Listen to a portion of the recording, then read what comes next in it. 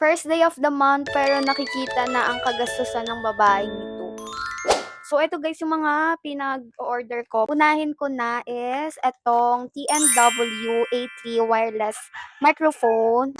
Dito siya kapag inopen nyo, marami siya mga colors. Nilagayan siya here. Ay yung isa pang mic, tas yung mga clip-ons niya. Pakita ko sa inyo yung difference kapag walang audio. I mean kapag walang mic and kapag meron. Kasama na rin pala guys yung adapter na. So, mai-share ko lamang sa inyo na makeup artist din ako. Wow! So, itong mga binili ko mostly is for my kit. First is eyelashes. Ito pala guys yung kit ko for like my disposables, clips. Yung lagi kong nauubos is yung spoolie for mascara. Guys, naririnig nyo ba yung tiktilao? Kung mahilig kayo magpahiram ng mga makeups nyo, dapat meron kayong mga disposables.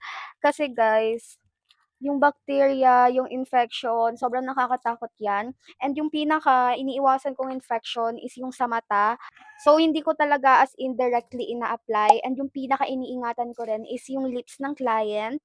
Kasi baka mamagayan, tapos ako pa masisi. Also, bumili ako neto guys. Sobrang ganda neto. And super affordable lang. What I like about this is double-sided siya. So, meron siyang side na pang soft and meron siyang side na pang exfoliate. So, that's it for my kit.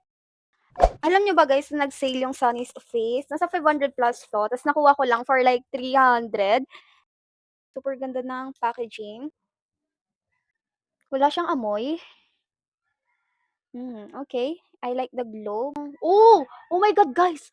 Ang ganda niya sa personal! Sobrang natural lang, as in. Tapos dito, just look how it instantly makes my skin looks healthier. Guys, ang ganda. Medyo mahaba na tong vid na to, but if umabot ka dito, thank you for staying. And again, I'm Catherine May Pasensya. And if you like this, save nyo to para hindi nyo ako makalimutan. And see you tomorrow. Bye! Meow!